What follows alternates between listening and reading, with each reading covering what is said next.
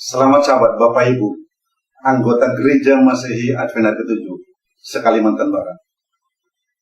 Kita patut bersyukur kepada Tuhan. Pada hari Sabat ini, masih berkesempatan kita berbakti, memuji, membesarkan Dia. Sekalipun kita berada di dalam rumah kita, bersama dengan anggota keluarga, sehubungan dengan pandemi COVID-19. Namun percayalah, kita akan tetap dilindungi oleh Tuhan. Salam bertemu kembali di dalam pelajaran sekolah sahabat kita yang kedua, di triwulan yang kedua 2020, yang bertajuk Asal Mula dan Sifat Alkitab. Sebelum kita mulai, mari kita tunduk kepala, kita berdoa. Ya Bapa yang di sorga, Tuhan yang penuh kasih, Allah yang patut disembah, terima kasih Tuhan, Engkau begitu baik. Engkau telah menambahkan pengalaman rohani buat kami sepanjang satu pekan. Kami menyadari ya Bapa, kehidupan kami yang seharusnya harus bergantung sepenuhnya kepadamu, namun seringkali kami jatuh untuk bertindak sendiri di luar kehendak-Mu. Ampuni kami terlebih dahulu ya Tuhan dari semuanya. Sekarang ya Bapa, mari bersama dengan kami akan mempelajari rencana Tuhan di dalam kehidupan kami lewat firman-Mu, sekolah sahabat pada pagi hari ini. Urapi semua hamba-hamba, umat-umat Tuhan yang telah menyediakan hati pikiran mereka menerima firman-Mu. Kami mohon berkat-Mu ya Bapa, dalam nama Yesus Tuhan penebus kami. Amin. Bapak Ibu yang diberkati Tuhan, pelajaran sekolah sahabat kita pada sahabat ini masih ada hubungannya dengan pelajaran yang pertama sahabat lama. Dikatakan ketika kita ingin memahami Alkitab dengan benar,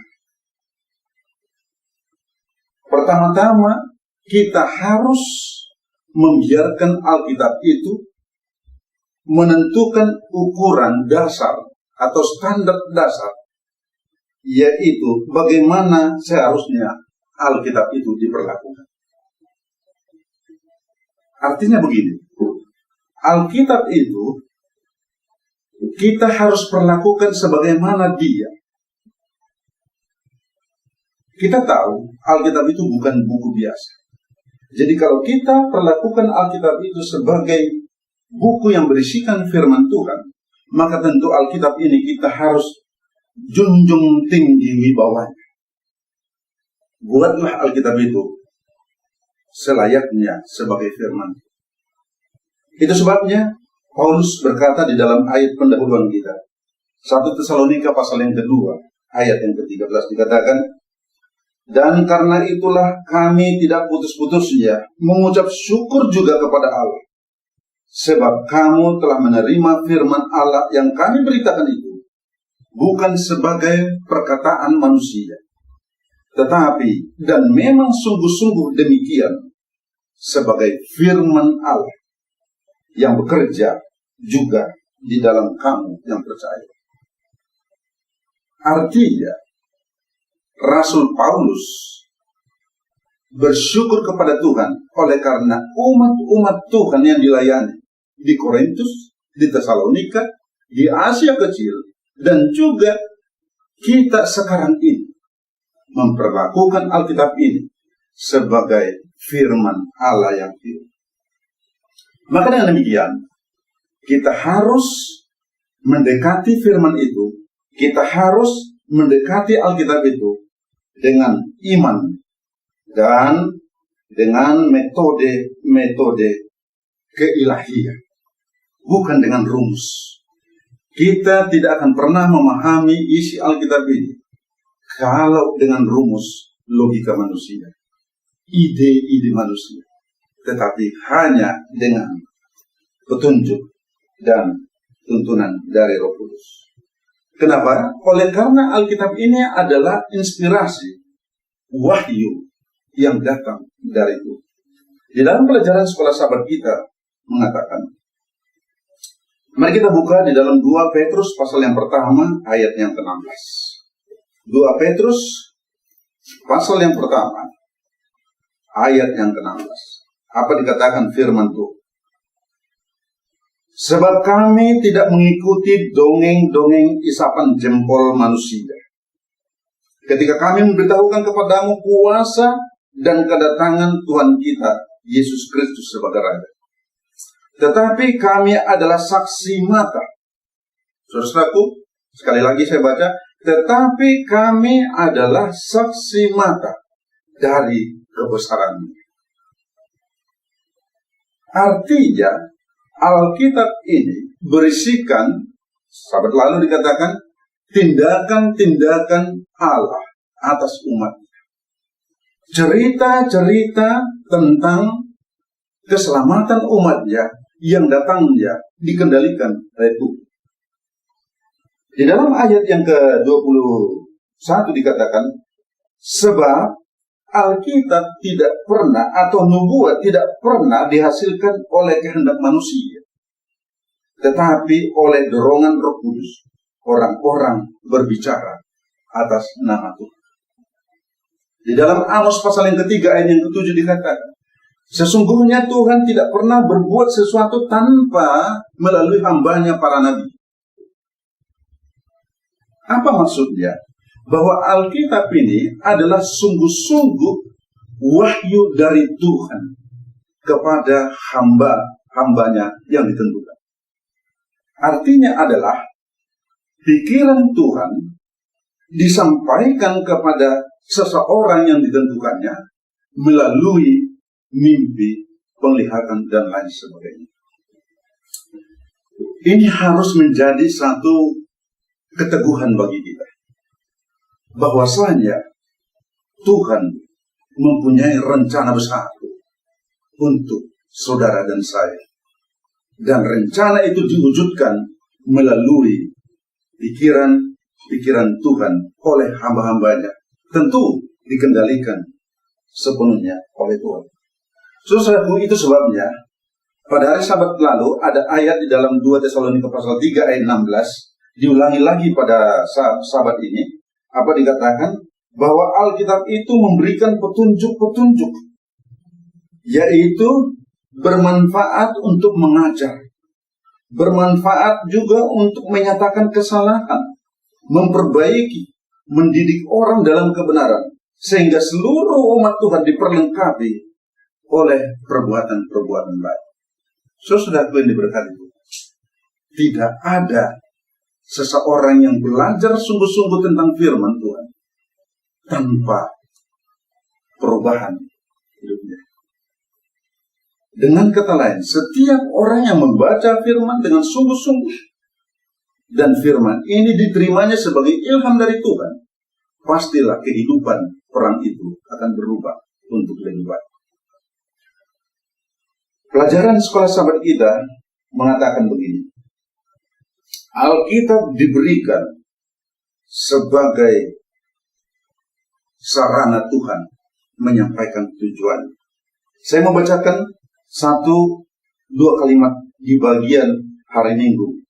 Dikatakan, sebagai manusia, karena kita adalah makhluk yang berdosa, terpisah dari Allah, kita membutuhkan semacam penyingkapan atau wahyu.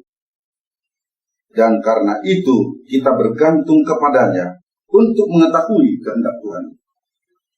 Jangan pernah lepas dari kuasa Tuhan ketika kita ingin mencari tahu apa rencana Tuhan di dalam diri kita. Saudaraku yang diberkati Tuhan, bagaimana Alkitab itu disampaikan kepada hamba-hambanya? Tentu kita katakan tadi bahwa Alkitab itu adalah inspirasi wahyu Tuhan kepada manusia. Tentu Alkitab itu disampaikan kepada manusia yang disebut dengan wahyu di dalam bentuk penglihatan, di dalam bentuk mimpi, tetapi juga di dalam bahasa manusia. Apa maksudnya? Supaya Alkitab itu dapat dipahami oleh setiap suku, bangsa, dan budaya. Maka diberikanlah Diberikanlah Alkitab itu dalam bahasa manusia. Alkitab adalah hasil karya Tuhan yang dinyatakan kepada kita untuk kita dapat memahami segala rencana Tuhan. Sesuatu yang dikasihi Kristus. Namun, ada juga tulisan-tulisan di Alkitab itu yang memang sudah berlalu maknanya ketika di zaman bangsa Israel. Salah satu contohnya adalah mengenai perayaan-perayaan bangsa Ibrani, yang wujudnya sekarang kita terima sebagai domba Paskah, yaitu Yesus Kristus. Tetapi Alkitab itu menunjukkan bahwa Allah sebagai pengarangnya, bukan manusia. Sekali lagi, Allah lah menjadi pengarang dari Alkitab ini. Dan juga yang berikut, Tuhan perintahkan supaya Alkitab itu ditulis oleh hambanya itu. Sesuatu yang diberkati Tuhan, dikatakan begini. Alkitab itu adalah memiliki pola penulisan manusia di tempat yang berbeda, juga dalam bahasa yang berbeda. Maka sesuatu yang dikasih Kristus, Alkitab kita ini, kalau saudara perhatikan, sekarang Alkitab ini telah diterjemahkan, ditulis di dalam kurang lebih 200 negara di dunia, dengan bahasa manusia, budaya, dan lain sebagainya. Oleh karena apa? Oleh karena setidaknya ada 4 hal yang penting mengapa Tuhan perintahkan, termasuk kepada Musa dan kepada hamba-hambanya, pada para nabi dan rasul. Ada 4. Yang pertama dikatakan agar kita tidak mudah melupakannya. Sesuatu yang disampaikan dengan lisan biasanya mudah dilupakan. Tetapi ketika itu diperintahkan untuk ditulis, maka tulisan itu akan dapat kita baca berulang-ulang. Kenapa? Oleh karena Tuhan menghendaki supaya tulisan itu yang berisikan tentang kehendak dan rencana Tuhan itu akan dibaca dari generasi ke generasi. Itu yang pertama.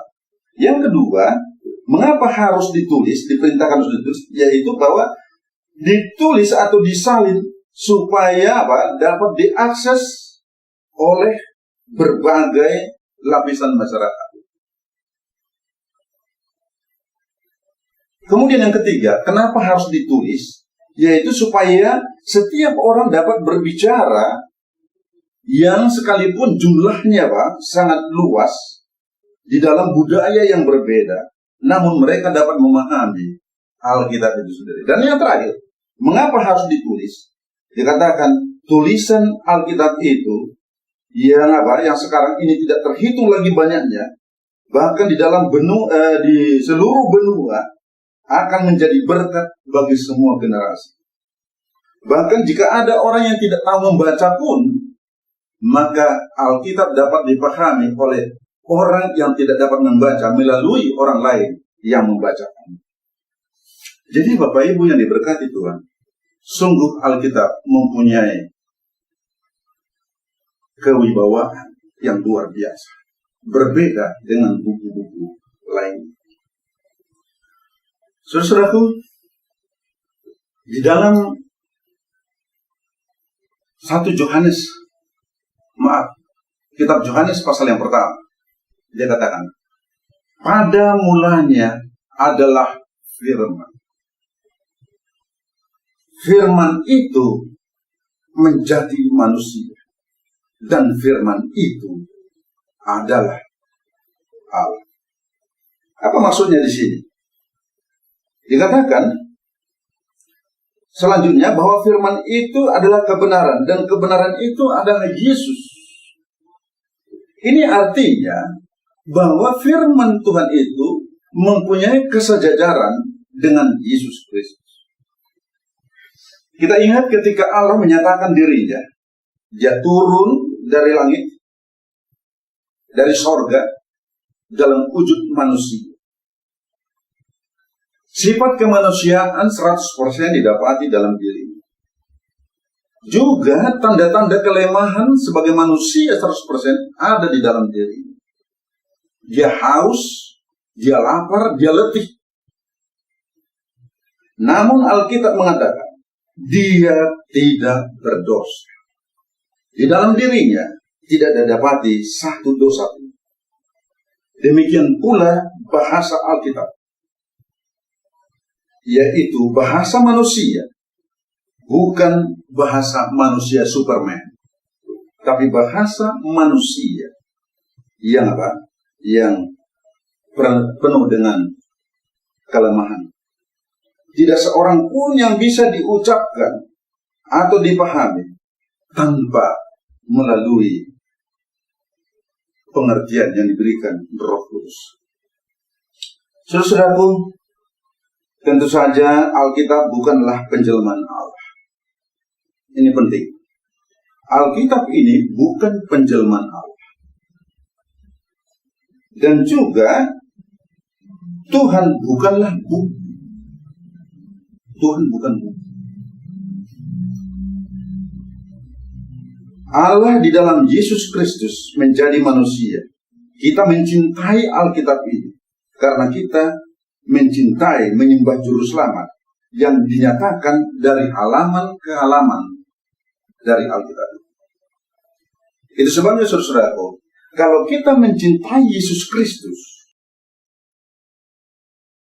maka kita juga otomatis mencintai Alkitab, firman. Hambanya melalui inspirasi kepada Nyonya White dikatakan begini. Tetapi Alkitab yang berisi kebenaran yang diberikan Allah dan dinyatakan dalam bahasa manusia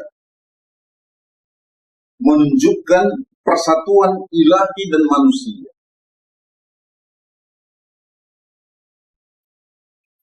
Persatuan yang didapati dalam Kristus dan umatnya terdapat di dalam diri Kristus secara alamiah yang disebut dengan anak Allah dan anak manusia. Jadi adalah sesuai dengan Alkitab dan sesuai dengan Kristus bahwa firman itu telah menjadi manusia dan diam di antara kita. Yohanes pasal 1 ayat 14. Saudara-saudaraku yang diberkati, Alkitab ini harus didekati melalui pendekatan iman.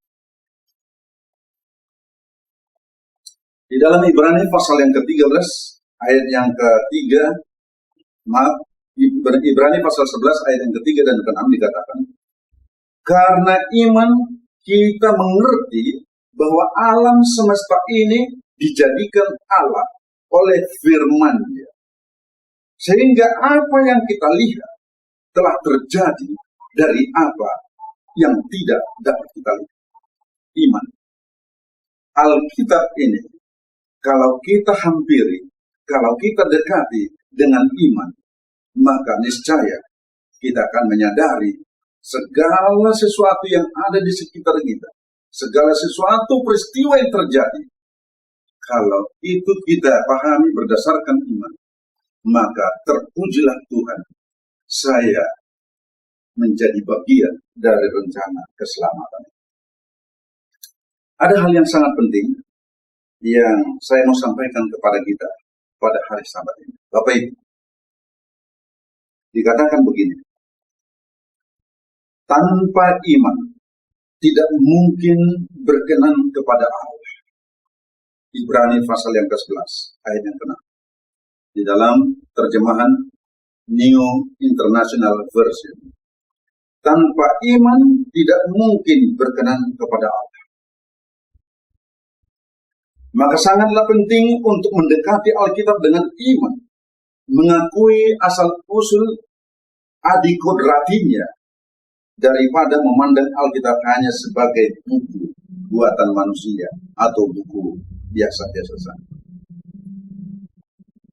Gereja Masehi Advent hari ke-7 dengan jelas menyatakan pemahamannya tentang asal-usul adikodrati Alkitab ini. Dalam 28 doktrin gereja Masehi Advent, dia katakan begini, kitab suci, yaitu perjanjian lama dan perjanjian baru, adalah sabda Allah yang tersurat oleh iman, diberikan melalui orang-orang kudusnya yang berbicara dan menulis. Sementara mereka digerakkan oleh Roh Kudus. Dalam Alkitab ini, Allah menyampaikan kepada manusia pengetahuan tentang keselamatan. Kitab suci adalah pernyataan kehendak Allah. Kitab suci merupakan standar ilmu, standar ujian pengalaman, pengungkapan doktrin yang berwenang, dan catatan yang dapat dipercaya akan perbuatan Allah dalam sepanjang sejarah. Hari Sabat lalu kita sudah mempelajari, menyinggung tentang bahwa di Alkitab ini sesungguhnya ada sejarah. Dalam bahasa Inggris disebut history. Sebetulnya terdiri dari dua kata, his dengan story. Ya, his maksudnya dia. Sebagai orang Kristen kita meyakini bahwa dia itu adalah Allah. Dan story artinya cerita. Cerita tentang Allah. Ceritanya dia. Apa yang diceritakan? Hubungan antara dia dengan umatnya. Anda dan saya adalah anak Tuhan. Dan mempunyai cerita. Kemudian yang kedua, cerita tentang dia yang menaklukkan kuasa-kuasa kegelapan. Jadi saudara-saudaraku yang diberkati Tuhan, sebagai akhir dari pelajaran sekolah Sabat ini, saya rindu supaya kita semua membawa berkat rohani ini ke dalam rumah kita. Terimalah Alkitab ini. Terimalah firman Tuhan ini sebagai pikiran Tuhan yang dipercayakan kepada hamba-hambanya yang diurat untuk dituliskan dan sekarang kita dapat miliki sebagai penuntun kehidupan. Walaupun Alkitab sangat penting bagi iman kita, namun hal itu tidak akan memiliki nilai rohani apa-apa jika tidak ada Roh Kudus di dalam hati dan pikiran saudara dan saya. Jadi ketika kita membaca Alkitab ini, belajar firman Tuhan, hadirkanlah Roh Kudus dalam hati dan pikiran kita. Di dalam firman-Nya Allah telah menyampaikan kepada manusia pengetahuan yang perlu untuk keselamatan. Alkitab harus diterima sebagai pengetahuan yang perlu untuk sepanjang kehidupan. Alkitab harus diterima sebagai pernyataan kehendak Allah yang teguh dan penuh kuasa. Alkitab adalah standar tabiat dan pernyataan doktrin sebagai ujian pengalaman rohani kita. Namun meskipun Allah telah menyatakan kehendaknya kepada manusia melalui firman, kehadiran dan bimbingan Roh Kudus harus terus-menerus tetap diperlukan. Sebaliknya, Roh itu telah dijanjikan oleh Juru Selamat untuk membukakan firman itu, mengajarkan firman itu. Dan karena Roh Allah yang mengilhamkan Alkitab, maka tidak mungkin pengajaran Roh bertentangan dengan firman itu. Di dalam tulisan Ellen G. White, Alpha Omega, jilid 8, halaman 9. Bapak Ibu yang diberkati itu, mari mencintai Alkitab. Mari kita baca Alkitab. Mari lebih banyak mengetahui rencana Tuhan kepada kita tentang perjalanan kita menyusuri dunia ini sampai kita bertemu bersama Tuhan dalam kerajaan surga. Demikian sajian firman Tuhan di sekolah Tuhan menyingkapkan kiranya Tuhan memberkati. Kita tunduk Tuhan telah kita berdoa merancang keselamatan Ya Tuhan Bapa di sorga, bagi setiap terpujilah Engkau ya Bapa, di saat kami Allah yang begitu baik. lewat sekolah sahabat ini, ya Bapa. Sungguh Tuhan menyingkapkan segala rahasia. Tumbuh di dalam pengetahuan rohani. Tuhan telah Tuhan merancang keselamatan umat tebus. yang terbaik Berkatilah kami Tuhan bagi semua setiap umat-umat. Mulai di dari saat kami yang sudah terkecil belajar sampai firman yang lewat sekolah sahabat ini ya Bapa. supaya kami Kami semakin mengetahui dan bertumbuh di dalam pengetahuan rohani bahwa Tuhan mencintai umat tebus. Berkatilah kami Tuhan semua umat-umat, mulai dari anak yang terkecil sampai yang terdewasa, supaya kami tetap di dalam lindungan. Hamba memohon ya Bapa, Engkau berikan kesehatan kepada umat-umat, kepada kami semua. Biarlah kami lebih banyak memperkatakan Yesus Kristus daripada memperkatakan corona ini. Oleh karena ketika kami menyebut nama Yesus, maka tidak akan pernah ada kuasa lain yang dapat menaklukkan kami. Tetapi bila mana kami menceritakan dan menyebut nama Yesus, corona sekalipun akan Engkau halau dari hadapan kami. Oh Tuhan, mari berkati kami umat-umat. Ampunilah dosa kami. Sempurnakan pengetahuan kami lewat pelajaran sekolah sahabat ini. Kami mohon berkat-Mu dalam nama Yesus Tuhan Yesus kami. Amin. Selamat sampai.